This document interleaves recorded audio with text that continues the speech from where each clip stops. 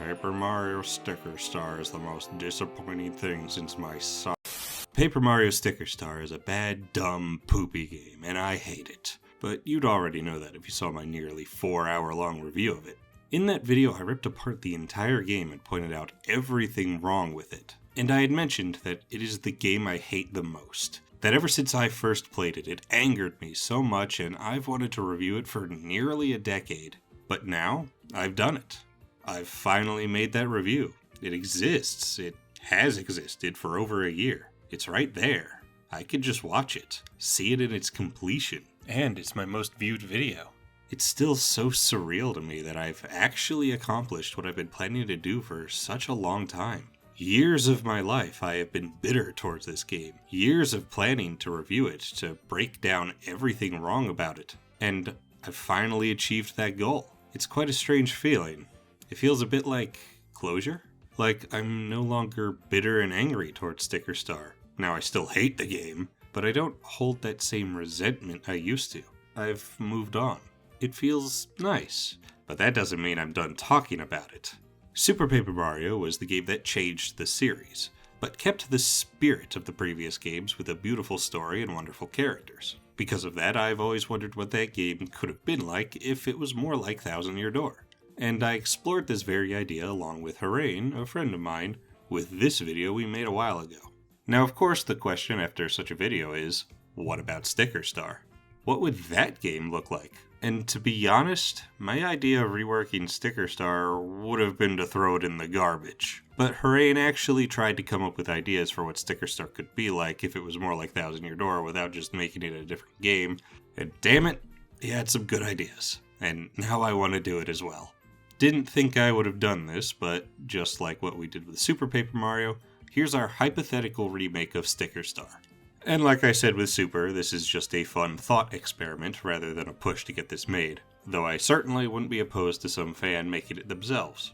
And also just to reiterate, the first thing I'd want out of a hypothetical remake is for the original game to be packaged in, because I don't like remakes replacing the original game, as all versions of games deserve to be preserved, even Sticker Star. I will not budge on this stance even for my most hated game. I don't want Sticker Star to not be preserved. It should be available for everyone. Before I really get into this, just like with Super, we're changing the title. While Sticker Star as a title isn't quite a betrayal of the contents of the game that Super Paper Mario was, it's still an inappropriate title simply because the Sticker Star is not in the game. Now it is mentioned, but the celestial object that comes down and is broken apart by Bowser is not the Sticker Star, it's the Sticker Comet. So that's what the game will be called. Paper Mario and the Sticker Comet. As such, the Sticker Star no longer exists, because it really served no purpose to the story and only led to confusion. Now let me establish our goals with this. We aren't going to completely tear down what Sticker Star is and just make something completely different. It would be too easy to do that.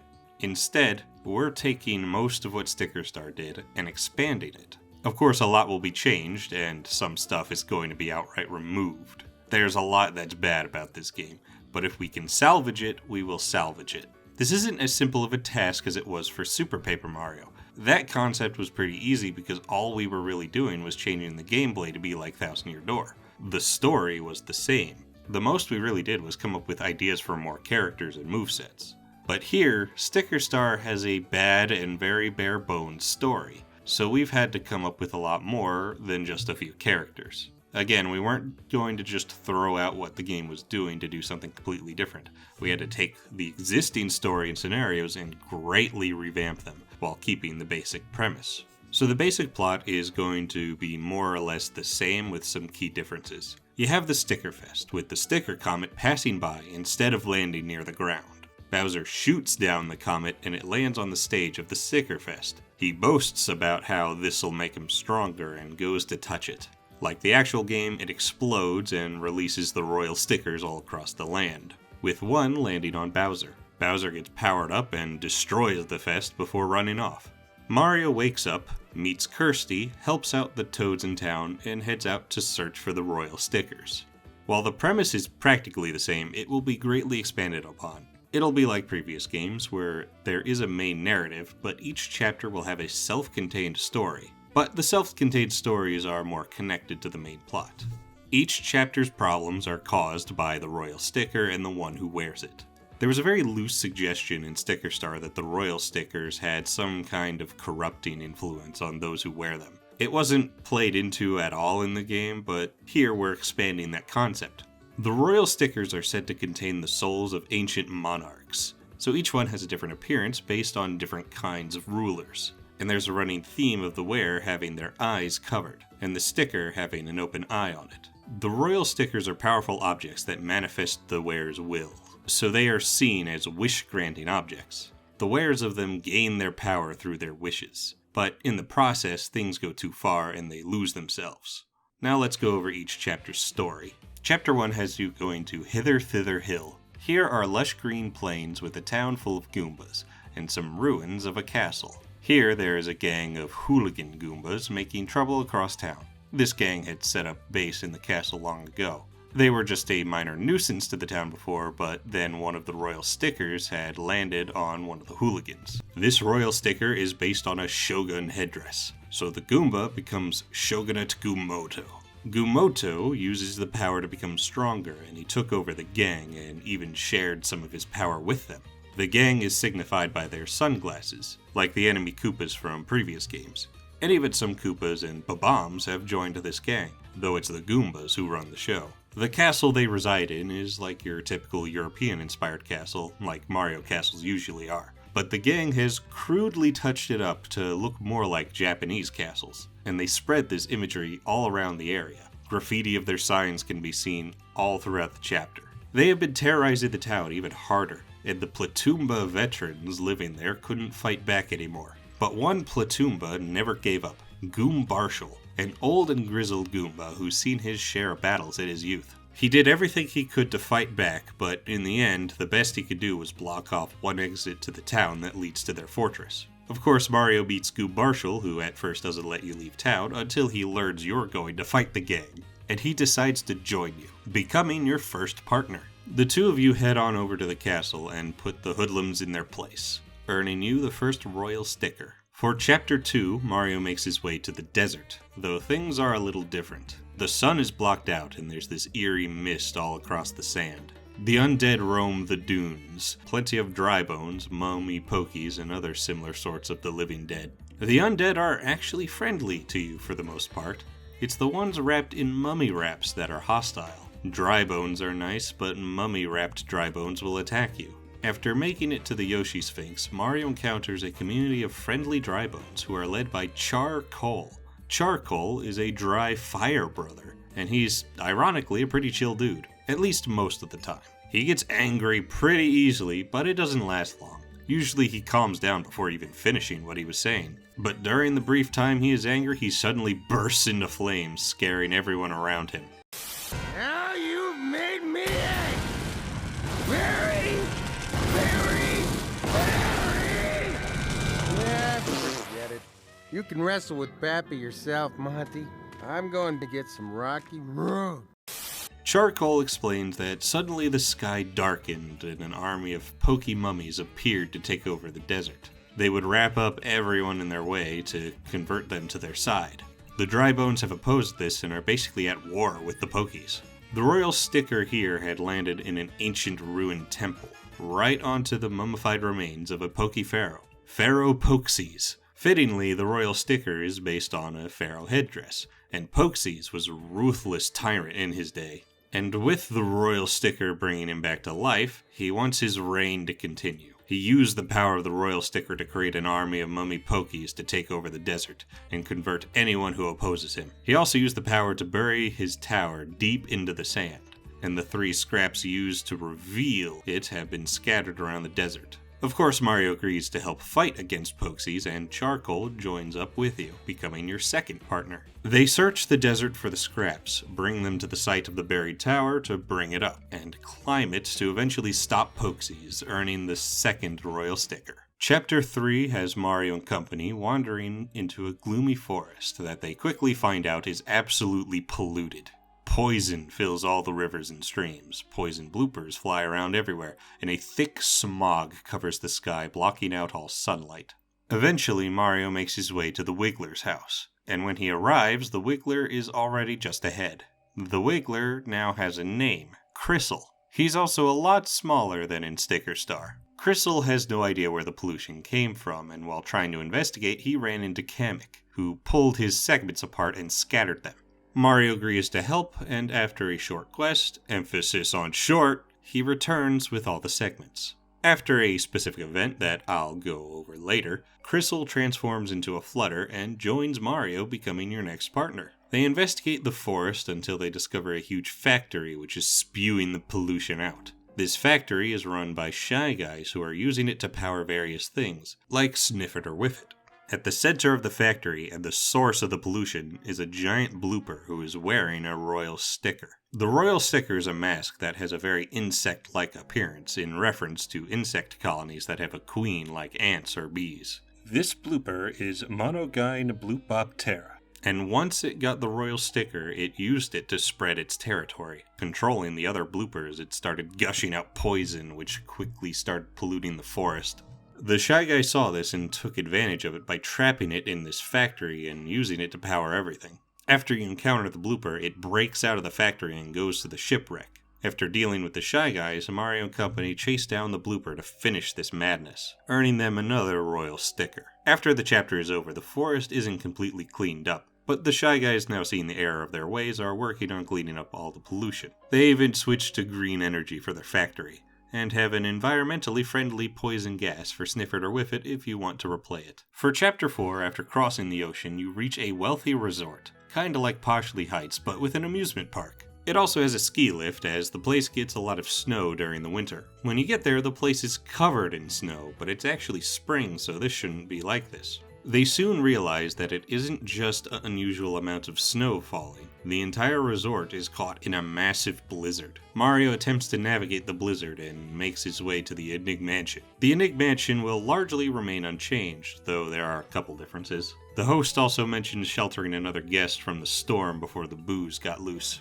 As you explore the mansion, you'll eventually make it to the greenhouse, which has that other guest hiding in it. Petunia the Petui. She actually comes from the jungle of Chapter 5, but for reasons I'll get to when I get there, she fled her home as it was becoming too dangerous. But when she got here, she got lost in the blizzard and sought refuge in the Enigma Mansion. After saving her from some booze, she is determined to put a stop to the storm and joins your party as your next partner. They go through the mansion like normal and capture all the ghosts. Once that is done, the previous master of the estate is freed from his portrait, and the butler isn't so pleased about it this time. The master was put into the painting by Kamek while the butler was away, so when he got back he was overjoyed that he could now be the master. So he's not happy to go back to being a butler. The group continues through the blizzard and makes their way to the theme park, eventually reaching the source of the blizzard, Baron Blizovsky. Much like the actual game, as spring came, the snow started to melt, and the royal sticker fell on the melting Mr. Blizzard, who used its power to wish for a better body, and that he would never have to worry about melting. So he gained a massive ice sculpture body and is creating the blizzard. This royal sticker is designed like a Russian fur hat. They defeat Baron Blizovsky, stopping the storm and obtaining another royal sticker. When you come back to this chapter, most of the snow has melted away, but some patches still remain. Chapter 5 brings you to the jungle. At first it seems normal, but the farther you delve into it, the more overgrown it is with giant monstrous piranha plants. Not only that, but there are giant vines coming out of the volcano with lava leaking out. Lava flows are a constant danger, and the spear guys can be seen all throughout the jungle dancing in an attempt to appease the volcano. Surrounded by lava is the Chomp Ruins. In the ruins is a group of explorers who get stuck there. Even after you help them, they refuse to leave because of the spear guys. So they set up a makeshift town like the one on Keelhaul Key. Amongst the explorers is Goombella and Professor Frankly. Goombella naturally wants to join you, but Frankly reminds her that if she abandons her post, she'll lose her grant money. You also find a chain chomp who's chained up here, and after freeing them, you are able to name them whatever you like the Yoshi Kid in Thousand Year Door. But I'm going to refer to them as Chompers. Chompers is so grateful for being freed that they join you as your next partner. Chompers, being a mostly normal chain chomp, can't really talk, They'll mostly communicate by barking, and Kersti will do her best to translate what they are saying. The explorers here speculate that the overgrowth is coming from inside the volcano, and that the top might be plugged by something, which could cause the whole volcano to burst if enough lava builds up. So Mario and company head to the top of the volcano, and when they get there and look down, all they can see is a giant mouth opening up, with a royal sticker sitting on the tongue. The royal sticker had fallen into the volcano and landed on a piranha plant sprout, which used its power simply to do what plants want, to grow. It grew to massive proportions, plugging the top of the volcano and its vines bursting out the sides and taking over the entire jungle. The royal sticker is inspired by Montezuma, and the piranha plant is called Emperor Piranhazuma by the Spear Guys. After an intense battle where its head is stuck in the volcano before it manages to force its way out, Mario comes out on top and earns one more royal sticker. After the chapter, the lava drains up, making it a lot safer, though the explorers still stay in the Chomp ruins. Now, the primary goal here was to show just how much Bowser's actions badly affected the world. In Sticker Star, nothing about the world changed when the bosses got their royal stickers. The Goombas weren't doing anything in Chapter 1. In Chapter 2, the Pokey was underground, not affecting anything. The Mr. Blizzard and Petey Piranha were just existing in Chapters 4 and 5. The only exception was Chapter 3, where the blooper was the cause of the poison, but otherwise there were no stakes in these chapters. So here, we made the shattering of the Sticker Comet actually mean something. The Goombas were defacing everything in Hither Thither Hill, and terrorizing a town. The Pokies were taking over the desert, brainwashing the dry bones and blotting out the sun. The bloopers and Shy Guys, like the actual game, are polluting the forest. The Mr. Blizzard is causing a massive blizzard, and the giant piranha plant is overgrowing in the jungle and threatening to cause the volcano to burst. Here, there are consequences to Bowser's initial action. This now has an effect on the world. What Bowser did negatively affected all these places. It raises the stakes for each chapter, and gives you much more of a drive to put an end to all this, and to stop Bowser. Before I talk about the final chapter, let's go over some specific characters. First up is the most important character to address, Kersti. In Sticker Star, Kersti was an awful character. She was obnoxious and generally unlikable all throughout the game. But worst of all, she had no character development, which meant that her sacrifice at the end of the game was unearned and felt insulting. She has to be changed, but not quite as dramatically as you'd first think. In my review, I compared her to Ratchet from the first Ratchet & Clank, in how he was pretty unlikable, but developed as a character as the game went on, and became much more likable. Kersti will still be rude, condescending, and generally unlikable, but as the game goes on, she will develop and grow out of it. She'll be like Ratchet. In fact, it could play up her unpleasantness even further, since there'll be more story and characters in general, so more opportunities to talk. When you first meet her, it will be basically the same as in Sticker Star. Your first impression of her is her yelling at you for breaking the comet even though it was Bowser. After she's done yelling at you and finally starts explaining who she is, things change a bit. Kersti is the guardian of the Sticker Comet. Her job is to make sure no one touches it and releases the royal stickers. She doesn't know much about her past other than she was assigned to protect it, and to stop the royal stickers should they be released. She also doesn't know much about the royal stickers themselves other than they can manifest the will of the wearers, which is obviously extremely dangerous. Various characters will have their own speculations on what they are, and you'll find pieces of lore throughout the game, but Kersti's mindset is she just does not care at all what they are. She just knows no one can have them. Being alone for such a long time and having to guard some stupid shiny space rock she only has vague knowledge of without a choice has left her a bit bitter. At the start of the game, she's super condescending and has a bad attitude that makes her very unlikable. She's also very selfish and only cares about completing her task and gets annoyed when Mario takes on any detours to help people. She will be even more unlikable than how she was in Sticker Star at the beginning, but of course as the game goes on, she will develop and become more likable. During Chapter 3, when Crystal gets split into multiple segments and Mario agrees to go find them, Kersti gets really irritated as it is interrupting the mission. The longer the quest goes, the more annoyed she becomes. But finally, when Crystal is put back together, Kersti urges Mario to get back to finding the royal sticker. But then Crystal asks one last favor from Mario, to find a bow he lost that is very personal to him. Mario agrees and Kersti just explodes. yelling about how you're wasting time when they should be going after the royal sticker. Mario doesn't budge, and the other partners argue with Kersti, and when she sees she's outnumbered and no one is taking her side, she storms off. You give chase, but she flies over a big pit and gets snagged by a web and is pulled down into the pit. Mario tells Crystal to wait up here as he jumps down to save her. You go through a vast maze of webs and fight off the scuttlebugs before finding Kersti stuck to a huge web. Before you can help her, a giant scuttlebug drops down and you fight it, but are unable to defeat it as it catches Mario and his partners in its web right next to Kersti. Kersti begins to realize that she's been very selfish, and that has gotten them all into trouble. But then Crystal shows up, but he's now a flutter. Seeing Mario jump down made him want to help out, and he was filled with so much determination, he transformed into a flutter on the spot and dove in to help. He's able to free them, and together they defeat the scuttlebug and escape. This event has a dramatic effect on Kersti, where she reflects on how selfish she's been, and how, in spite of that, Mario and Crystal acted so selflessly, jumping into danger and risking their lives to save her. This is where she gets an attitude shift and starts being more likable, though she'll not be completely different immediately, and she'll keep some sass. Also, while escaping the cave, you find the bow Crystal wanted. It was given to him by his mother, who is no longer with us. This does touch Kersti, as she doesn't remember even having any family. With this, we're aiming to make Kersti a much better character while keeping the unlikability part. Giving her actual character development is greatly needed. Obviously, there's more to her arc in the ending, but I'll save that for when I talk about Chapter 6.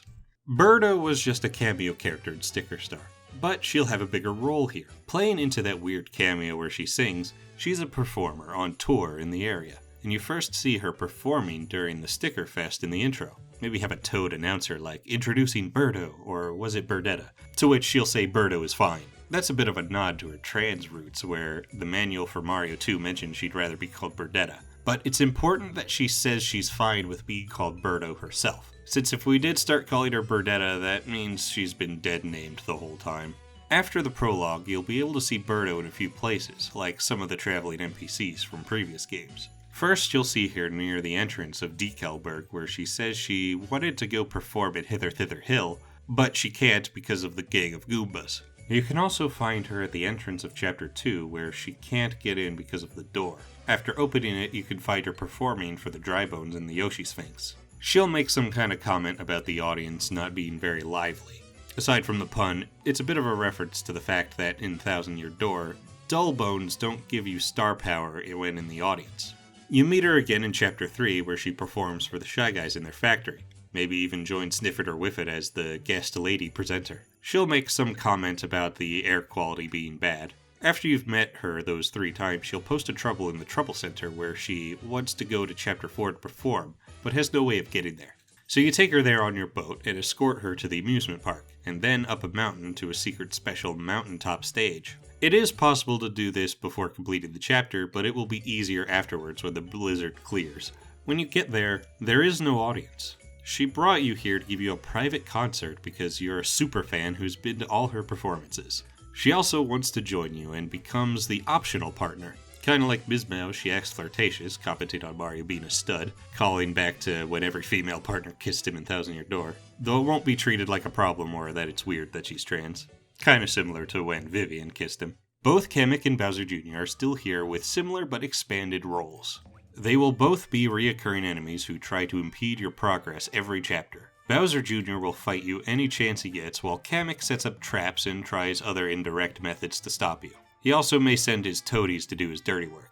While they both will appear in Chapter 1 and 6, past that they will alternate. Bowser Jr. will appear in Chapter 2 and 5, and Kamek will appear in 3 and 4. In Chapter 1, their roles are somewhat similar. They act as tutorials. Junior will be chasing a toad like he did before to try and steal his sticker. This will act as a tutorial for stickers. What Junior won't do is use paperization to remove the bridge.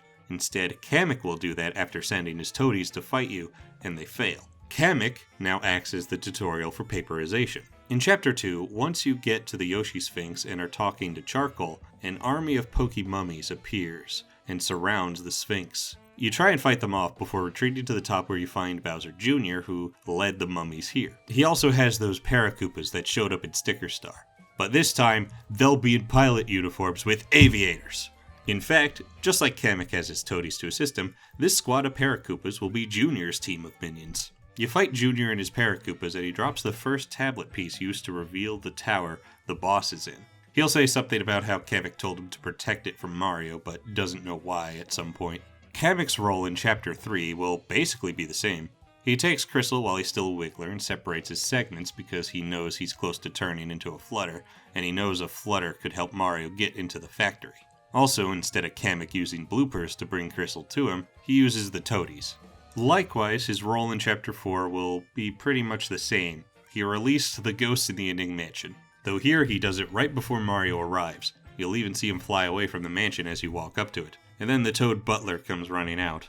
Kamek will also come back at the end to create a giant boo like he did before. In Chapter 5, Junior and his Paracoopas will harass you on the river rafting section. But also, when you're in the volcano, Junior will try and stop you using some magic he learned by watching Kamek to attempt to make the vines in here grow even more. But he's not very good at it and ends up getting himself in danger of falling into the lava. The Paracoopas, unable to do anything, ask for Mario to help, which of course you do. Once you save Junior, he'll act like he didn't need help, but the Paracoopas are thankful and assure you that Junior does appreciate the help. In addition to those two, Kammy Koopa returns, and she plays a rather different role.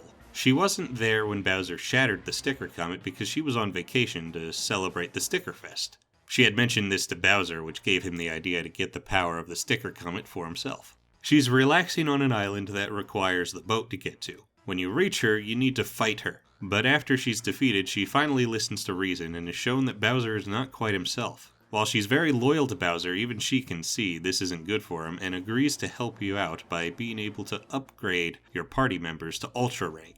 At the end of the game, when you need to fly up to Bowser's castle, instead of the Wiggler randomly turning into a Flutter, you go to Kammy and she flies you up to Bowser Jr.'s Armada. She attempts to talk sense into Junior, but he isn't having any of it and fires a cannonball right at her, which takes her out of commission for the level. Nothing else significantly changes about the airship other than the Paracoopas also being there. After defeating Junior, Kammy is back on her feet and takes you the rest of the way to Bowser's castle. Once there, Kamek is the last line of defense, but he's been powered up by Bowser and has a shield. You need Kammy's help in getting rid of it so you can damage Kamek. She'll join you in battle, but all she does is take out his shield. She can still be targeted and knocked out briefly, like the partners in the first game, so you need to defend her as best you can. After defeating Kamek, Kammy scolds him for not realizing what happened to Bowser, and the two of them use their magic to destroy the barrier, blocking the way to Bowser. In the post-game, all three of these characters will have troubles tied to them. For Bowser Jr., you actually accept a trouble from Bowser. He wants to get Junior some Grotus Chronicles merchandise for his birthday, and he's been really into the show lately. Initially, when Bowser finds out Mario accepted the trouble, he's very upset, but his love for his son outweighs his grudge with Mario, so he puts his pride aside and works with you. Bowser has looked everywhere for this merch and wants help finding some. So you could take Bowser to any of the shops in the game for some unique dialogue in each, but none of the stores have any merch in stock. The only one that does have it is the back alley shop. You can go here right away instead of having to go to each shop. They have it but aren't willing to give it to you unless you do them a favor. They are running low on a very special sticker, and you need to pick it up from the Shy Guys in Chapter 3. You go there and they are manufacturing stickers, but don't have the one you need because they are low on adhesive. So they need you to get some. But to do so, you need to fight a super boss that is unbeatable without Bowser's help. Once you've done that, you're given a package and told, "Don't ask" about what's in it. It's called the Don't Ask in the same vein as the Tape from the first game, the Package from Thousand Year Door, and the You-Know-What from Super. Bowser is very curious about what's in it and eggs you on to look at it in spite of the warnings from the Shy Guys. It's like the Ghost Diary from Thousand Year Door, where if you look inside, you get a game over. But with the Don't Ask, you are able to get the Grotus Chronicles merch. For Kamek, he's being punished by Kammy for not realizing what was happening to Bowser and not stopping it. So she has tasked him with repairing her broom. It got damaged after Junior shot at her on the airship, and it finally broke in the post-game. But repairing such a broom is no simple task. It requires rare materials and needs to be handcrafted. Kamek wants help getting the materials, so you help him out. but the materials are found at the bottom of the Pit of 100 trials. Now, if you complete the pit before accepting the trouble, you'll still get the materials and you won't have to do it again to turn it in. And Kammy will have a trouble where she wants to celebrate Bowser no longer being mind-controlled. She's throwing a picnic, but she needs eggs and you need to find some. All shops that sell eggs will be sold out, and if you have an egg in your inventory or in storage when you activate this quest, they will turn into egg bombs. The reason for this is the fetch quest of the game. First, the shop in Decalburg informs you that someone from Hither Thither Hill bought the last bunch. You go there and learn they sold it to a wealthy mansion owner for a large sum. You go to the Enigma mansion and the butler says they were stolen when the booze were released and perhaps were taken somewhere the undead dwell. So you go to the Yoshi Sphinx and someone there has them, and is intending to spoil them as a prank, but is willing to trade for something smellier. There's an atrociously smelly piece of garbage at the trash pit, but some tribal shy guys hold it as an idol and will not give it up unless you give them something new to idolize. Crystal has an idea. You trade his stereo at his house for it, then trade that for the eggs. Finally, you have the eggs for the picnic. It's just too bad Bowser doesn't like eggs.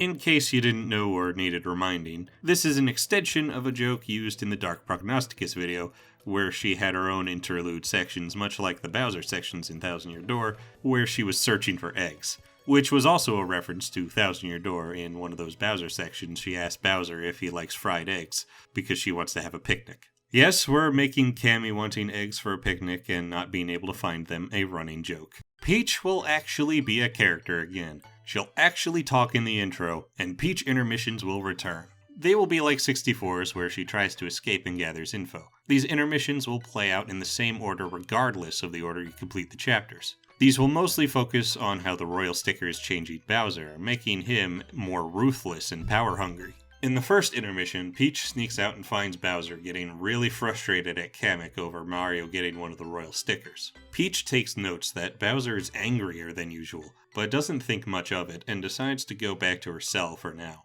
In the second intermission, Peach is trying to investigate where the castle is located. She gets close to getting outside the walls when she gets spotted by a guard. The guard says she shouldn't be out of her room and urges her to go back before Bowser finds out, or he'll get really upset. She dismisses it at first since she knows Bowser well enough, but the guard insists that Bowser's been a lot angrier than usual, and he seems scared of him. Peach notices how weirdly scared he is and goes back to her room. In the third intermission during her investigation, she notices Bowser scolding Bowser Jr. for his failure, and then he starts yelling at him. And it's at this point that Peach realizes that something is very wrong. Bowser might get angry at times, but he's never this harsh, especially towards Junior. In the fourth intermission, Peach runs into Kamek and tries to convince him that something is wrong with Bowser, but Kamek isn't listening and forces her back into her room. In the final intermission, Peach finally manages to get outside the walls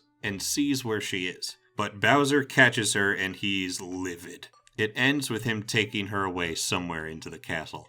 Luigi returns in this game with a bigger role than Sticker Star, though it's a bit more like the size of Thousand Year Door. Luigi appears with Mario in the intro, and after Bowser destroys the fest and leaves Mario crumpled, Luigi steps up and heads out to save the day all by himself. He wants to prove to Mario he can do it himself, but he keeps getting into trouble. You'll find Luigi in each chapter, roughly in similar places as he was in Sticker Star. Only instead of just sitting there, he's doing something while there, usually in danger. After finding or rescuing Luigi in a chapter, you'll get a Luigi intermission after Peach's once you beat the boss. Like the Bowser intermissions of Thousand Year Door, they'll focus on comedy, and each one will have a short 2D platforming level like those Bowser intermissions. These intermissions show how Luigi got into those situations. In Chapter 1, you find him on the wall of the Goomba Fortress surrounded by Goombas, with one maybe nipping at his heels. In the intermission, he learns about the gang of Goombas terrorizing the area and gets the idea that the royal sticker must be there. So he sets off to investigate. He sneaks into the fortress while all the Goombas are asleep and clumsily avoids waking them up as he attempts to move past all of them. When he thinks he's in the clear, he wipes the sweat off his brow. Once it lands, it wakes up every Goomba there. There's a platforming section as Luigi runs away from a horde of Goombas, and eventually he climbs up the wall, but is surrounded. In Chapter 2, he's stuck in a window in the tower that rises once you place all the scraps.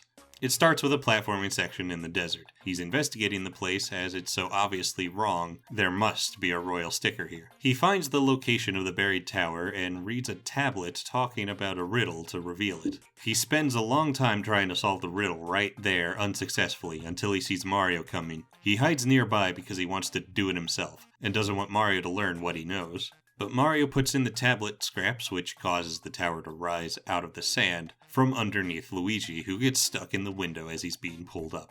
In Chapter 3, Luigi is found on the rock in the ocean near the shipwreck. He was investigating the forest, but he didn't realize where the poison was coming from. He sees the shipwreck off into the distance and convinced that is where the royal sticker is because it stands out so much. There's a water level as he swims to the wreck, but gets tired so he takes a rest on the rock. While he's doing that, the blooper jumps over the shipwreck and starts gushing more poison, which quickly surrounds the rock Luigi is on. Luigi is now stranded on the rock. In Chapter 4, Luigi is found on the ski lift going in the opposite direction of where the boss is. He got lost in the blizzard until he runs into the Enigma Mansion and takes refuge inside. Of course, it's full of ghosts, and there's a ghost house platforming level where the goal is to find your way out. After escaping the mansion, he decides the blizzard is better than that and heads back out. He finds his way to the ski lift, but misses the off point because he fell asleep. When he wakes up, he's attacked by a bunch of fuzzies. In Chapter 5, you find him relaxing in the hot spring. He's lost in the jungle, and you have a platforming level with piranha plants and lava. But then you get chased by the giant Cheep Cheep. He eventually gets away, but is tired and stressed from everything he's been through. He stumbles into the hot spring and decides to relax a bit before continuing. But it's so relaxing, he falls asleep. Just like in Sticker Star, there's a newspaper that talks about Luigi sightings, though they will be written differently depending on if you found him or not. If you don't find him, they'll tend to be more embarrassing for Luigi, like him being beat up by Goombas in Chapter 1, or him getting too soggy by staying in the hot spring too long. After you've completed all chapters, he'll be at a cliff near where Bowser's castle is hidden. If you haven't saved him in each location before this point, he'll be upset that you left him. Regardless of if you found him or not, he's there moping about how he was unable to find any of the royal stickers himself. During this, he kicks a rock, which causes the cliff to collapse, revealing Bowser's castle, which flies up into the sky. Luigi has had enough at this point and decides to go home. He gives a hint about having to find someone who can fly up there. "Oh, that's just great. Even with my jumping skills, I couldn't get up there. You would need to be able to fly to get up there. Do you even know anyone who could do that around here? This is ridiculous. I'm a-going home." Since the Flutter Crystal is now a partner and a lot smaller than Sticker Star, he can't carry up that far. If you go to the giant Cheep Cheep, it kicks you all the way to Kammy's Island. Before I discuss more characters, let's briefly go over visuals. Not much to say with environments, as we're keeping the same art style, but obviously we would want it to be better done. Mainly what I want to discuss is character designs. Obviously, we'd want more varied designs for NPCs, especially Toads. Treat them like Thousand Year Door. But more importantly, when it comes to enemy designs like Goombas, Koopas, Boos, Drybones, Buzzy Beetles, etc. Sticker Star standardized their designs to be more in line with other Mario games instead of keeping their Paper Mario looks. We're gonna have a balance of old and new designs here. First off, for the designs with very marginal differences, like the ones on the left here, we're just going to go with the new ones. But for the ones with different designs, it's a little more complicated. Some will be new, some will be old, some will be a combination, and some will have both. Like for Goombas, the idea would be mostly taking the new designs and perhaps altering it to have some elements from the old one, like the eyebrows, and to make them better be able to be altered. Also, characters like Goombella wouldn't have their design changed, they'd keep their old designs. Boos will have both designs, as well as some extra ones in reference to Mario World where they had a bunch of different faces. And for Drybones, we'll take both designs, but the new design is for Drybones while the old design is for Dullbones. The difference in Dry and Dullbones is Dullbones are much older and more decrepit versions of Drybones. Since they lack their bottom jaw, they talk in a weird way. They generally don't talk much, but they still can. You can do a quest that could lead you to finding a Dullbones diary, and when you read it, you can see that they have much more complex and philosophical thoughts than you'd think. In battle, Dullbones would be more fragile, and they retain the extreme weakness to fire from the previous games, while Drybones are immune to fire. Now for some cameo characters. Mario will have his new Mailbox 3D XL, or just Mailbox XL. Much like Thousand Year Door, you'll get emails from time to time from something similar to the RDM newsletters and other NPCs you've interacted with, and even characters from previous games. We'd want every previous partner, including the ones from Dark Prognosticus, to have a cameo through the mailbox. Cameos will extend beyond just mail. Some previous characters may show up, though we only picked characters that we felt like it could make sense for them to be here. First up are Goombella and Professor Frankly. As I've gone over before, were part of the exploration team sent to investigate the Chomp ruins, but became trapped there. As much as Goombella wants to help out Mario like the good old days, she needs to stay to protect Frankly and the team, and also if she leaves, she'll lose her grant money. Colorado and his assistant Cooper are also here. In fact, Colorado set up the expedition and is the one giving them their grant money. They are set up outside the jungle, and after not hearing back from Frankly and Goombella, they send Parakarry to search for them. Yeah, he's here too, but he goes missing as well. After they lose contact from everyone, of course Cooper wants to go in and help them, but Colorado is insistent that they have it under control and they should stay here. He had bad experiences with jungles before and would rather not go into this even more dangerous one. And he keeps making up excuses to cover him up being a coward, and won't let anyone in. Once Mario arrives, Colorado acts like everything's under control, but Cooper is just like, yeah, things are bad. We lost contact with our team and even Parakarry, and he won't even let me go in to help them. I hate to ask this, but can you go and help them out? I'll keep Colorado distracted. Mario agrees to help, and Cooper opens the way for you to go in. Along the way, you rescue Parakarry, and he points you to where the team is.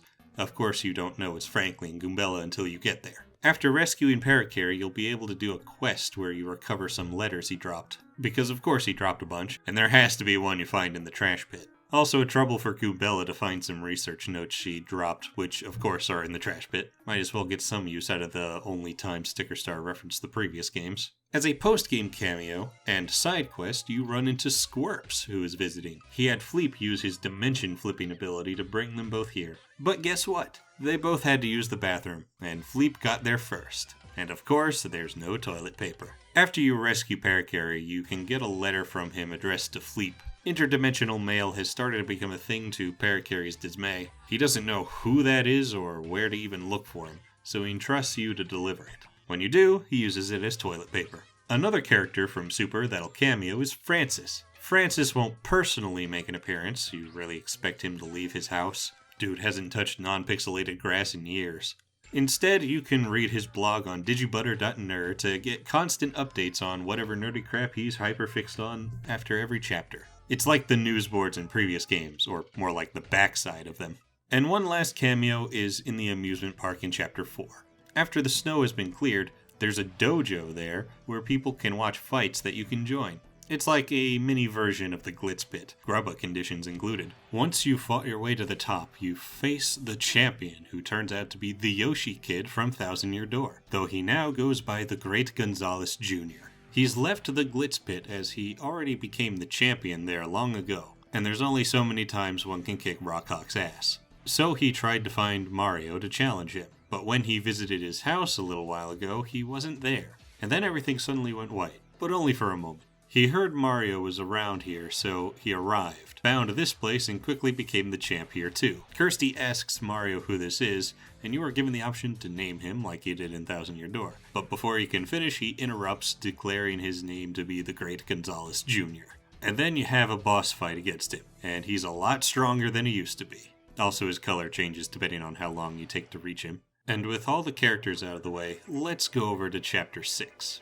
Though I did describe a lot of it already, with Luigi discovering where the castle is located and using Kammy to get to Bowser Jr.'s Armada, to then getting to the castle and beating Kamek, and getting him to help you get inside. Not a whole lot to say at this point. It will be one big dungeon going through Bowser's castle, like with his castle in the first game, or the Palace of Shadows. The castle is a bit more regal than usual, though. Once you get to the end, you find Peach taped up to a chain, like in Sticker Star. But before you can free her, she's pulled away and the wall opens, revealing Bowser sitting on a throne. Bowser is dressed like a European king, complete with a robe that goes over his spikes, and a kingly scepter. In each Peach intermission, Bowser will progressively add more to his king getup until it's complete here. Unlike the other bosses, his eyes aren't covered, but they do glow like in Sticker Star, and they progressively glow brighter in each intermission until you can't see his real eyes anymore. The royal sticker on Bowser is similar to the one he wears in Sticker Star, but it's bigger and the points stick out farther. Let's talk a little more about the royal stickers.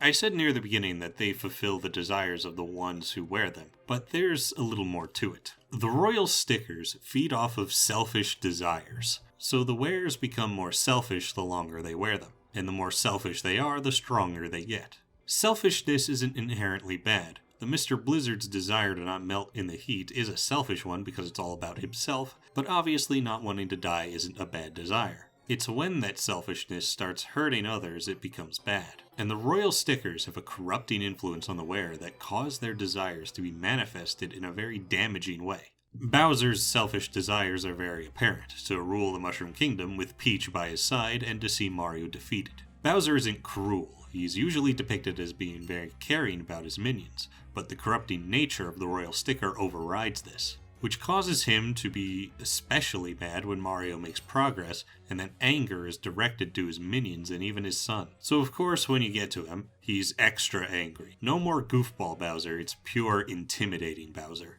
Of course he'll talk because we're trying to make the game good here, but it won't be funny Bowser talking. Bowser also fights differently here. We're taking something from Sticker Star here. I've come to realize that Sticker Star's Bowser fight does something different from pretty much every other Bowser fight in the series, at least as far as I'm aware. And it's that he uses his minions. Usually Bowser fights alone, but here he's behind his minions. And that suits his more kingly nature here as he commands his troops to fight you for him. Of course, once you're able to break through his defenses, Phase 2 is when Bowser gets off his throne and fights you like old times. Once this phase is done, Bowser is knocked out. But the royal sticker isn't done. It detaches from his head, full of power from feasting on Bowser's selfishness, but still hungry for more. And the final phase is against the royal sticker itself, but it proves to be too powerful. So Kersti gets an idea, and sacrifices herself to weaken the royal sticker and strengthen Mario. In these moments, it's revealed that the sticker comet was created to seal away the power of the royal stickers, as they were too dangerous, and it was sent in space only to orbit the planet once per year as a reminder. Though over the years, its purpose was forgotten, and the Sticker Fest was formed to celebrate it. A guardian was created to protect it, but more importantly to stop the royal stickers should they be released. That guardian is Kersti. Objects that are the manifestations of selfishness can only be bested by selflessness, which is why Kersti's sacrifice was needed. With Kersti's power, Mario and company are able to defeat the last royal sticker and form a new sticker comet to contain them all, and it flies off into space where it belongs. Mario saves Peach, and they head back to revive the Sticker Fest, but this time celebrating Kersti's heroic sacrifice. Even Bowser with Junior, Kamek, and Kammy joining in. The game ends by panning up into the sky and seeing the comet fly by, whilst a constellation of Kersti illuminates the night sky. And yeah, Kersti doesn't get revived. Her sacrifice is permanent. In the post-game, you'll be able to contact Francis to get his newest invention, Sticktron. It's an upgrade of Tiptron that has sticker power to fill in the gameplay functions Kersti had. But like Tippy, she's gone. Figured the series had enough false sacrifices. It makes it so much more impactful when they don't just immediately reverse it. And Mario using the royal stickers to wish her to come back doesn't go quite well with the changes we've made to the royal stickers. And with the story covered, let's get into gameplay changes. Starting off, I'm going to pass the mic over to Horayn for the next subject. Considering all of the aspects of Sticker Star's gameplay, perhaps the simultaneously most unique and salvageable part would be its non-linear progression. While significantly more flawed in execution, the ability to potentially clear any of the 5 chapters as your first one is an interesting twist on the traditionally linear Paper Mario series, and offers a unique potential for replayability not seen in its predecessors or sequels. Given the goal of this project is to adapt Sticker Star as a classic Paper Mario title, this structure should be preserved as much as possible, only being changed where necessary, or would alternatively be an improvement within the same concept. The progression of the original was primarily driven through scraps and things, acting as gates required to access much of the world. While scraps will be maintained, expanded actually, things will not. As such, there needs to be a suitable replacement for things to fill the roles of keys and locks. what better tool to replace combat abilities that are also used to explore the world than the gear and partners of the classic games? This especially changes how players would approach a Paper Mario game, with routing now strategically earning you partners or upgrades in their preferred order, so long as they know where to go and what to do, creating significant replay value. The progression order itself is modeled after the original, but with many noteworthy changes. Like the original, the paths to chapters 1, 2, and 3 are open from the start, however with chapters 2 and 3 being roadblocked shortly into their path. Similarly, you still cannot access the boat needed for chapters 4, 5, and 6 until you repair its missing wheel. With chapter 1 being the only one unlocked, players are still encouraged to start their journey there. This, however, highlights our first major deviation from the original structure, as the door blocking Chapter 2 no longer requires a sticker from late into Chapter 1, but instead requires a passcode found in the dungeon of the first chapter. For new players, this makes nearly no difference in their ability to access the new areas, but returning players can simply enter the code to start with Chapter 2 instead, should they have remembered it.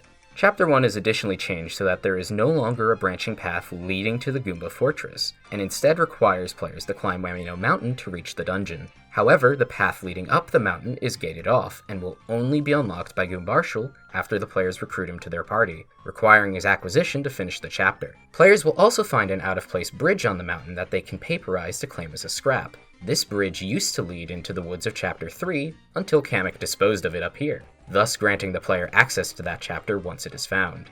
This replaces the trumpet thing being needed to wake the Wiggler to access the chapter, placing the required item before starting the dungeon rather than at the very end, as to make the non-linearity more meaningful in the context.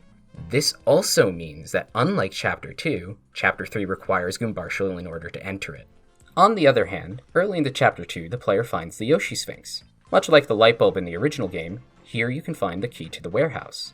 In both cases, this grants the player access to the boat and the latter chapters alongside it. However, the fishhook from Chapter 3 is no longer needed to leave, as to make the game less restrictive and thus giving the player a little more freedom, as previously they needed to play parts of all 3 of the first chapters to access the boat, but now only part of 2 is needed. Additionally, while Charcoal is also recruited at the Yoshi Sphinx, the key is able to be found before recruiting him, and thus making the player able to access chapters 4 and 5 with no partners yet having been recruited.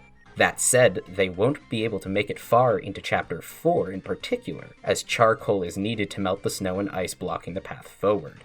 This too replaces a thing requirement from Sticker Star, albeit moving the location from Chapter 3 to Chapter 2. This is done to make the progression of the game feel less focused on Chapter 3 specifically, given the original had an overabundance of them to begin with, alongside making Chapter 4 parallel to 3 specifically. As a result, Chapter 3 now requires the Chapter 1 partner, while 4 requires the Chapter 2 partner. Chapter 5, however, does not require any partners to complete aside its own, just like Chapters 1 and 2. If you have done the math, you would notice that this means that Goombarshal, Charcoal, and Chompers are all able to be attained as your first partner, while Crystal, Petunia, and Birdo cannot, as they are found in Chapters 3 and 4.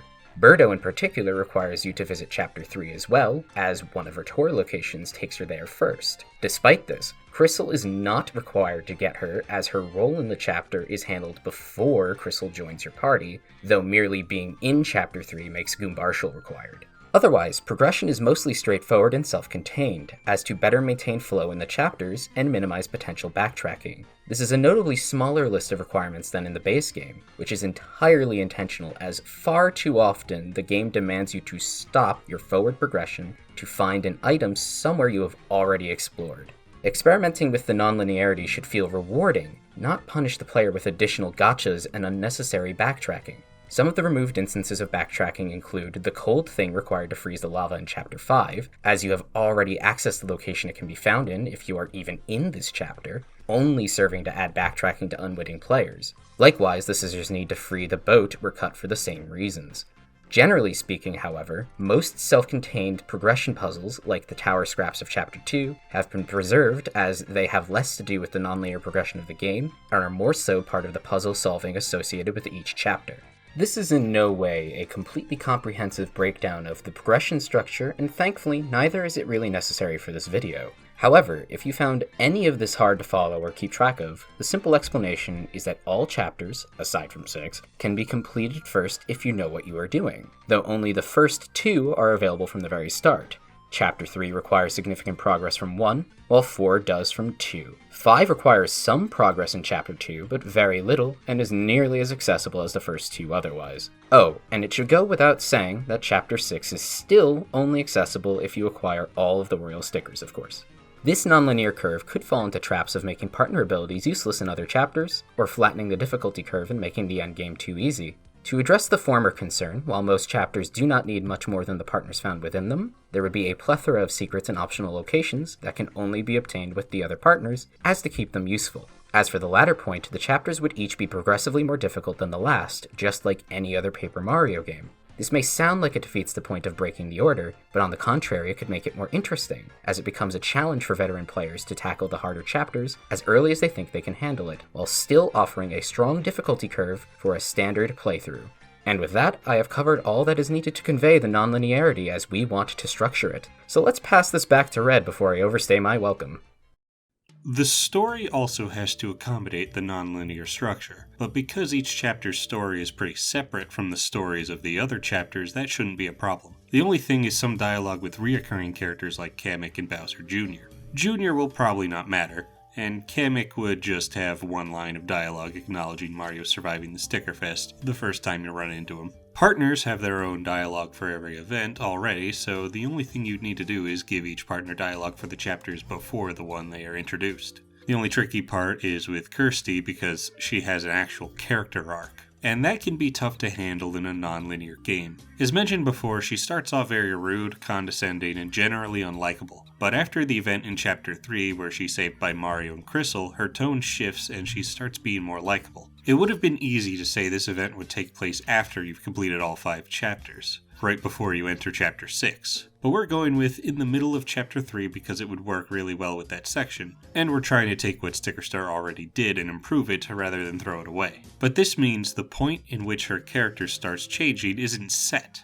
You could do this as early as possible and have most of the game be with post-character shift Kersti. Or you could save it for the end and have Kersti be unlikable for most of the game. The tricky part is to be able to allow this and still make sure the impact of this event and the development Kersti goes through hits just as hard for the player no matter when they get there. Now it's easy to just say she'll have 2 different dialogue options for relevant points to show the change this event has on her, but actually implementing it is easier said than done.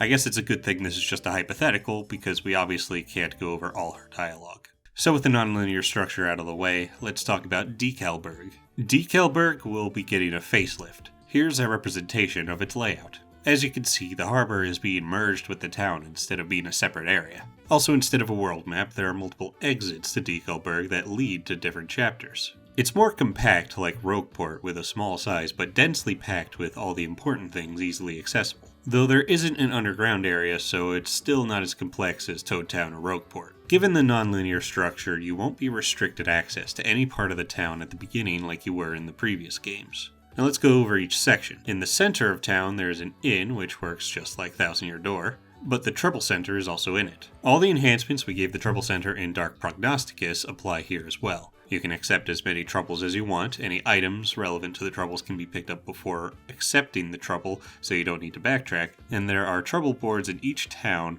so you don't need to go back to Decalburg to check for more quests. The museum is still here, but it's being expanded. The museum keeps track of the progress for stickers, tattles, recipes, figurines, concept art, and music. It has 6 rooms for each category, and each collectible has a rotating display. When you get a sticker, it automatically is put into the museum, and you don't give it up to do so. It's more like the badge list you have in Thousand Year Door. Recipes and tattles and any other collectibles also work this way, though you can still check them in your menu for convenience, but they will have a bigger visual display in the museum. Concept art is tied to item boxes hit in the world, and music is tied to scraps you collect and put back in place. Things are being reworked into figurines. They will have no function in gameplay. No more having to turn them into stickers or annoying non-puzzles of having to find the correct thing to place in specific places. Instead, they are just collectibles you could find in the environment or as rewards for quests. An example is the bowling alley, where you can knock down a giant bowling ball to get a strike that rewards you with the bowling trophy as a reward. They will still have those funny descriptions, maybe even expand them for some world building. The museum will still reward you for completing the sections. Not with something dumb like enemy battle animations, but better stuff. You can also check progress on these things per area on your map, so you don't have to go back to the museum every time. The museum also holds a warp room. Here you'll be able to warp to the towns of each chapter after you unlock them. On the west part of town are most of the shops. You have the typical item shop, the sticker shop like the badge shops of previous games, and the star piece shop where you exchange star pieces for rare stickers. The star piece shop is kinda like the Shady Thing shop from Sticker Star.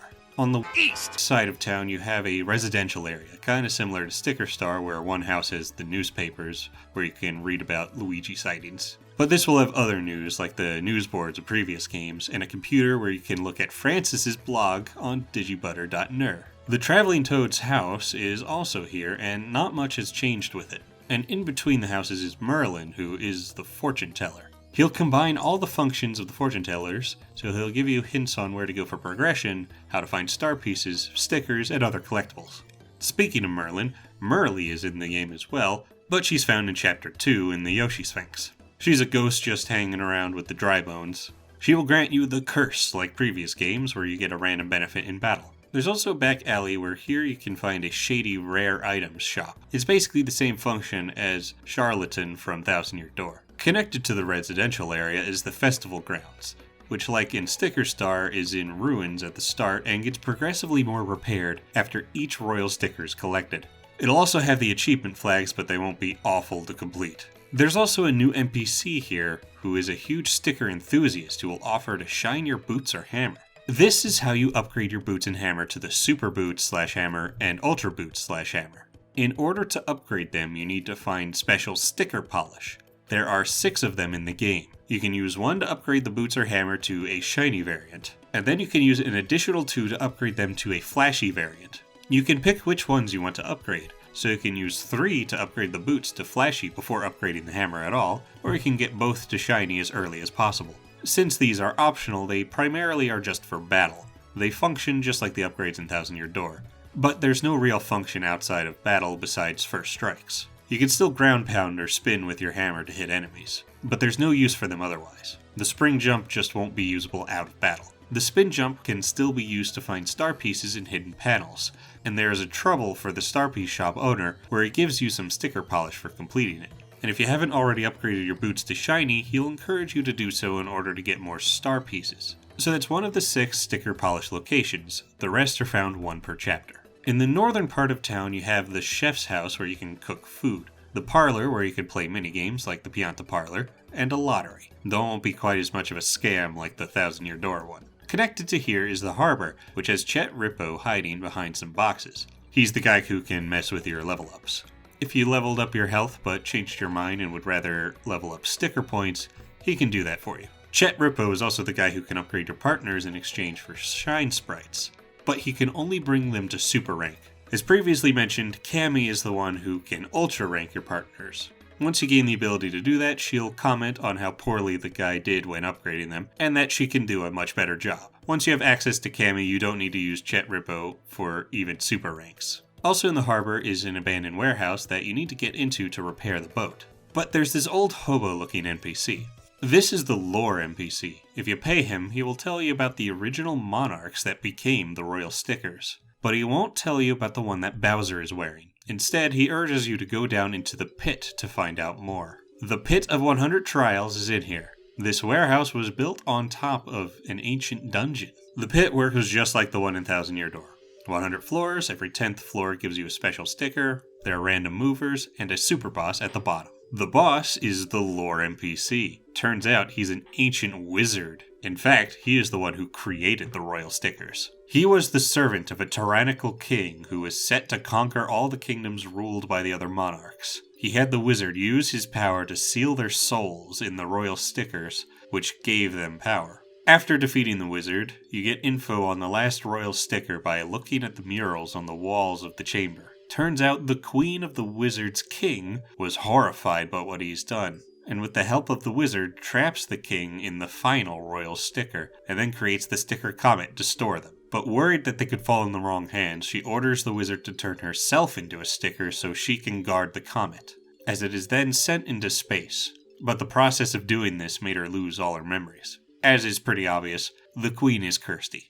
Now let's move on to the battle system. Obviously, this is going to be completely reverted back to 1000 Year Door's combat as a basis. No more consumable-based battle system, no battle spinner, none of that. Unless it's stated otherwise, assume it works like 1000 Year Door. Now, in the Dark Prognosticus video, we came up with the concept of swappable lead characters in addition to the partners.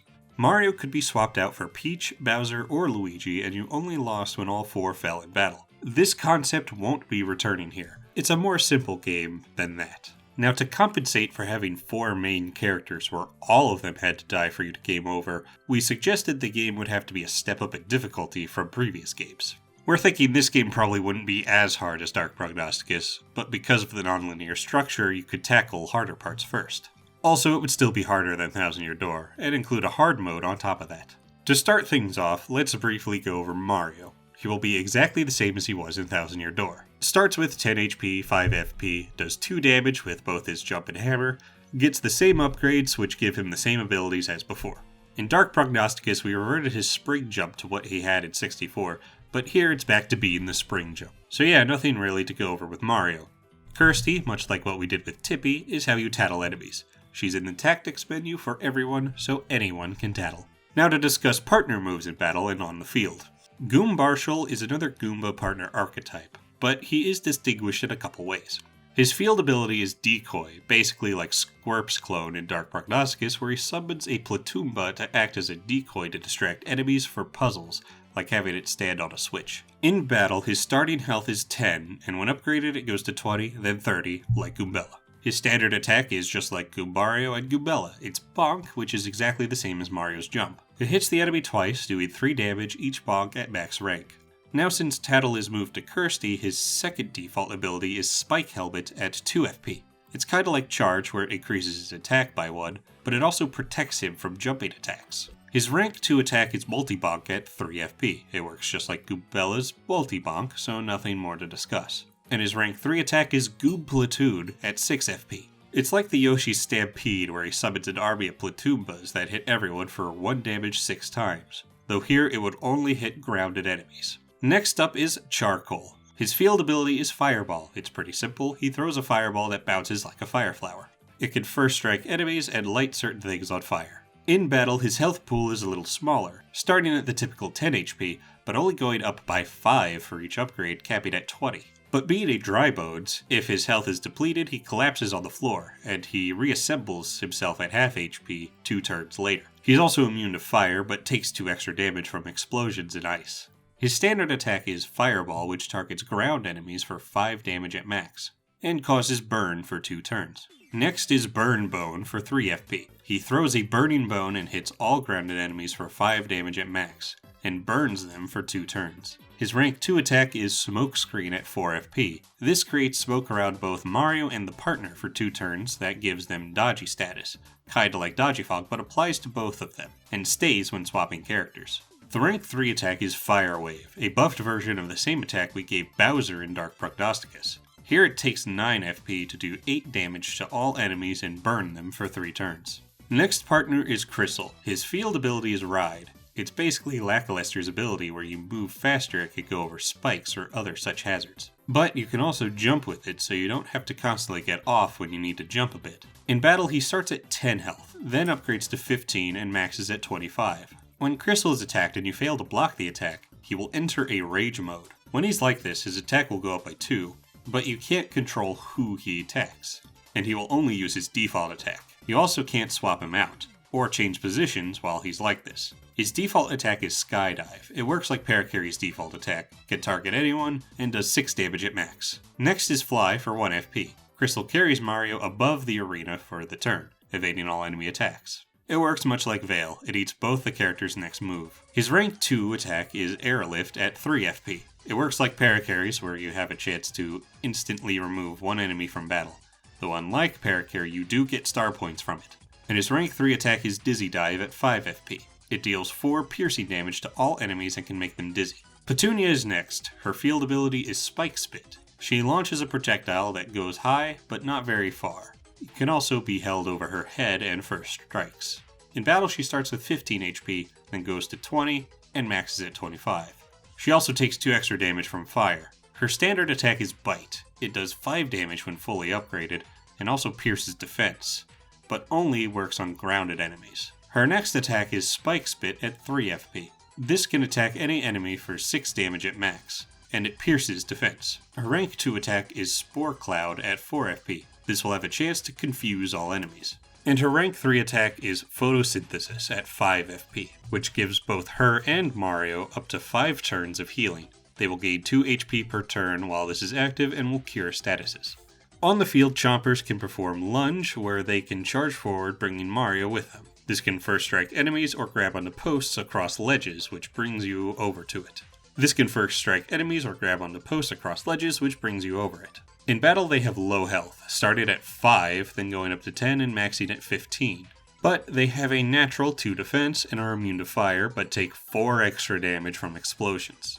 Their standard attack is Lunge. It can only attack ground enemies for 5 damage at max. Their next attack is Chomp at 4 FP. It pierces defense on ground enemies for 5 damage at max, but also heals Chompers for the same amount. The rank 2 attack is Unchained Chomp at 6 FP. It does 6 damage at max to all ground enemies while piercing defense.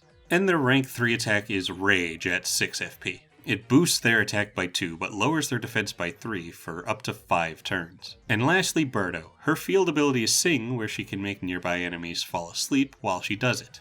In battle, she has the highest HP, starting at 20, then going to 30, and maxing at 40. Her standard attack is Smack. It does 1 damage per hit, but hits 6 times when fully upgraded. Her next attack is Sing at 5 FP. It has a chance to put all enemies to sleep. Her rank 2 attack is X-Spit at 5 FP. It does 2 damage per hit, and at max, it hits 4 times. It has an action command where the cursor is moving around and you have to time throwing the eggs. They also have splash damage, so you can hit multiple enemies.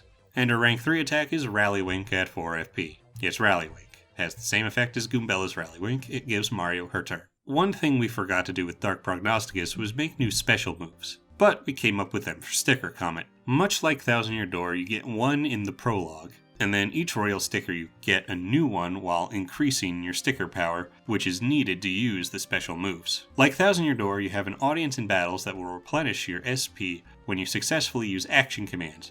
It works basically the same here. Your SP will cap at 6, which is lower than previous games, but it shouldn't be an issue as the amount of SP required will be lower, at least initially. In the Enig Mansion, you can find a special book written in Ancient Stickerish, which is a magical language not meant to be spoken normally. But Kersti is able to read it, and when she does, it enhances your special moves. Now you can use an enhanced version of the special moves, but at the cost of double what the move usually is. In the prologue, you get power panels. Kersti performs this move herself, and it's a standard healing move like Sweet Treat. It costs 1 SP, and depending on how you perform the action command determines how much you recover HP and FP. The action command is a short sliding tile minigame where you try to align HP or FP tiles to recover, but they're bomb tiles that can ruin your combo. When you enhance this move, it costs 2 SP, and the play area for the action command increases, and the tiles now have gravity, which makes it harder, but you have the potential to get bigger combos and thus recover more HP and FP. The rest of the special moves come from the royal stickers, so when they are used, it manifests a representation of the royal sticker itself to perform the move. The one from Chapter 1 gives you Shogun Slapdown at 1 SP. It summons a Shogun wielding a Kanabo to strike the enemies. When used, the screen goes dark and zooms in on the enemies. Then it flashes and you have to tap the enemies to damage them. You get 4 swings to use on multiple enemies, or use all of them on a single enemy. Each strike does 2 damage, pierces defense, and has a chance of crumpling the enemy. The enhanced version costs 2 SP and gives you 6 swings instead of 4. The Chapter 2 special move is Wrap Up.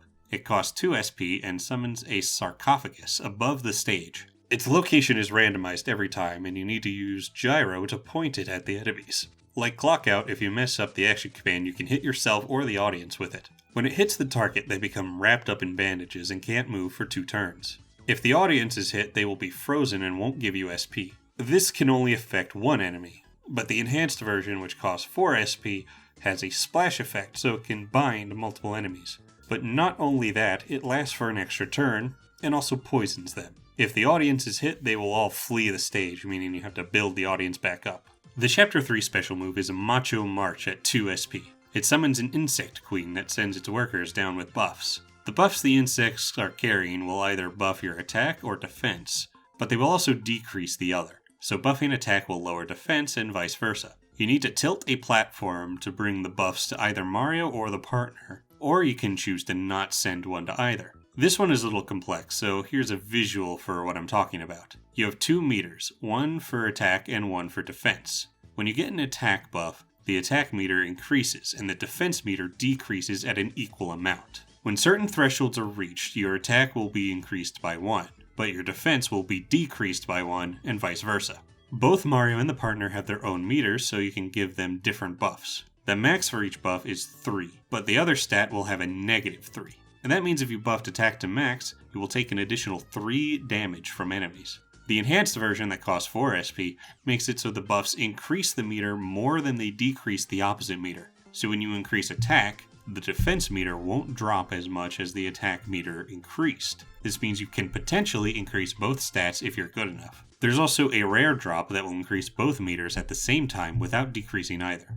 The Chapter 4 move is Blinding Blizzard at 2 SP. It summons a frost giant to create a blizzard. The action command is a series of pushing the buttons in the right order, and it gives you and your partner the dodgy status. The amount of turns it lasts varies depending on the action command. The enhanced version that costs 4 SP will also inflict the Confuse stat on the enemies. The Chapter 5 move is the Sun's Fury at 1 SP. It summons a big angry sun that you need to guide with gyro to hit an enemy, which will have a chance to remove them from the battle. The enhanced version, which costs 2 SP, has a bigger angry sun that can hit all enemies and basically acts like showstopper if you manage to hit everyone. And once you've gotten all the royal stickers, you gain the final special move, Royal Rampage at 4 SP. This will summon all the royal stickers to do a massive nuke that damages all enemies and pierces defense. It's basically Supernova, and the action command is similar. You have to mash the button enough to fill the meter, and there are 5 meters, one for each royal sticker.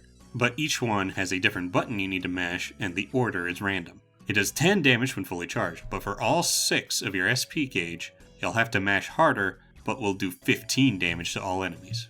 So stickers are obviously going to be completely changed, with no more consumable-based battle system. But we've got a simple solution. Stickers are now basically just badges. You collect a sticker, equip it, and gain whatever ability it grants. But there's a little more to it than that. Instead of just having the badge points required to be able to equip them, you need to place them in your album. Kinda like the actual game. Stickers come in different shapes and sizes, and no half squares. You have single square ones, 2x2 squares, but also long ones, and other potential shapes and sizes. When you level up sticker points, you add 4 more squares to the album instead of the usual 3 BP. We've come up with a list of all the status effects that will be present. Most of them come from other games, either in their original form or renamed, but still function the same, so I won't go over all of them, but I'll bring up some specific ones here. Clipped is similar to Crumble, where you can't attack while under the effect, but it's less punishing than Crumble, as you can still defend when attacked. Sleep works like it does in Sticker Star, where you can't do anything, but every turn you heal 1 HP. Frozen is like in Thousand Year Door, where once you break out of it, you take 1 damage. But also, when you are hit, you are broken out of the ice and take an additional 2 damage. Payback is like Bobbery's Hold Fast, where the attacker also takes damage when making contact. But instead of just 1 damage, they receive the full damage they dealt. Haste gives whoever has it extra chances to attack. Creased makes the target unable to use FP with it. Tough gives you a simple defense boost for its duration. And Soggy makes it so you can't recover HP or FP. Much like with Dark Prognosticus, we want status to be more prominent, with enemies using them much more often. We'd also want to retroactively add these to Dark Prognosticus, though named more appropriately for that game. And let's end things off by going over the boss fights. As expressed previously, the bosses in Sticker Star were the worst part of the game, so we felt it was important to redo them as well. Starting with Shogunate Gumoto. Much like Sticker Star, he isn't fighting alone. He'll have a bunch of his henchmen with him. This fight will have 2 main phases. First against Gumoto and a horde of Goombas. It'll be like the Gold Fuzzy fight or the Lord Crump fight in Thousand Year Door, where you have a group of enemies acting as a single enemy. They are the real threat doing various attacks, while Gumoto stays back and does basic attacks. They also all call out the names of their attacks. You can defeat the horde, but they will come back. The phase won't change until you do enough damage to Gumoto. Then he calls his minions to summon a crudely made samurai mech, kinda like the fake Bowser in the Koopa Bros fight, but as the second phase instead of the first. Upon defeating it, it blows up, scattering all the Goopas around, leaving Gumoto by himself. This isn't a full phase, it's more like a victory lap, as he is basically just a normal Goomba at this point with extra health. Next is Pharaoh Pokesees. He won't be as big as the Tower Power Pokey, but he will still be bigger than normal Pokeys. And more importantly, he'll be taller with more segments. Pokesees is only vulnerable on his head, but his head is too high to even jump on, so you need to attack his segments, each of which has its own HP, to get rid of that, lowering his head so you can attack it. You don't need to lower his head to the floor in order to damage him, only low enough to be able to jump on him. But he's vulnerable to fire, so to do extra damage you'll want to bring him all the way down so charcoal can hit him with fire. Pokesees' most notable moves include an attack where he uses his bandages to attempt to wrap you up, which can bind you if you don't block. And also, he can go into a coffin. When he's in there, you can't damage him, and he'll recover his lost segments. He summons some mummy enemies while doing it, and you need to defeat them to get him out. The longer you take to defeat the enemies, the more segments he recovers. Monogyne Blupoptera does retain elements of the fight from Sticker Star, those being the tentacle attacks, the dancing to the beat, and the big ink attack. But the main gimmick of this fight is that she will summon baby bloopers, and at the start of Mario's turn she will do a dance. She has different dances that each telegraph what attack the baby bloopers will do on their turn. They attack in a variety of ways, similar to Huff and Puff, and also like him, one move they can do is spray Blupoptera with ink, which heals her. The baby bloopers will constantly respawn, so you need to pay attention to the dances and decide if it's worth not damaging the big one to avoid whatever attack, or to stop a heal, or focus on damaging the boss. One specific dance she does will make all the other bloopers leave. This is the telegraph that she is doing the big ink blast, so you can use Crystal to avoid the attack, or risk getting hit by the attack to do more damage to the boss. The ink attack is just a really strong attack, but it can also poison you. When you've depleted enough of her health, instead of summoning more baby bloopers, she'll summon a super blooper, like from Paper Mario 64. Baron Blizovsky still has a giant ice sculpture body, but it's not a Bowser sculpture. It's a giant snowman made to look like a fortress. Similar to the Sticker Star fight, when dealt enough damage it will crack open, but instead of being the same but smaller, each phase will be different. First is the fortress that will launch snowballs from the big snowman, or from the front gate to roll them out. After the fortress is depleted, it opens up to reveal a wizard tower. Now it can create a blizzard that has the same effect as fog, and it can also rain down ice on you. After that, the third phase looks rather unimpressive. Kersti might even comment on it being lame, until it opens up its hatches, revealing tons of snow cannons. This phase has a lot of multi-hit attacks that do little damage individually that builds up rapidly if you fail to guard. But after that, the whole sculpture crumples, and it's just Blizovsky by himself. And much like the end of Gumoto's fight, it's just a victory lap as he can only throw a single snowball that does 1 damage. For Emperor Piranazuma, once you reach the top of the volcano, you look down to see its mouth opening. Kersti gets the idea to drop an explosive, spiky seed down, which causes it to lower before it starts banging its head against the sides, which causes you to fall in. You are in the volcano with Piranazuma underneath you. He'll summon other big piranha plants to fight, but you can't hurt Piranazuma directly. The only way to hurt it is by attacking some spiky seeds, causing them to fall in its mouth. It can also do a telegraphed lunge attack, where if you manage to avoid it, it will ram into the wall, stunning it. While it's stunned, you are free to attack it as much as you can.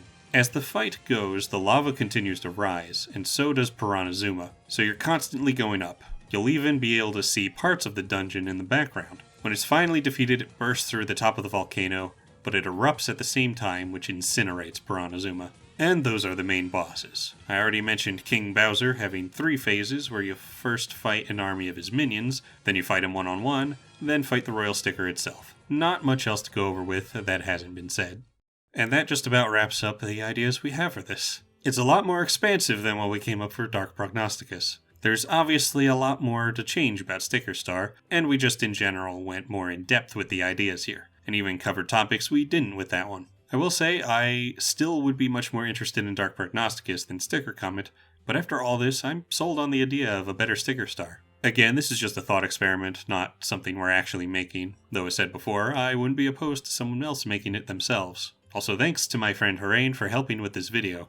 As I said at the beginning, this was more of his idea than mine. Without him convincing me you could take Sticker Star and make it much more interesting, I wouldn't have bothered making it at all. And just like with Dark Prognosticus, he created all the assets. But anyways, now that this is out of the way, it's actually for real time for me to finally start working on the Color Splash review. I promise it's the next video.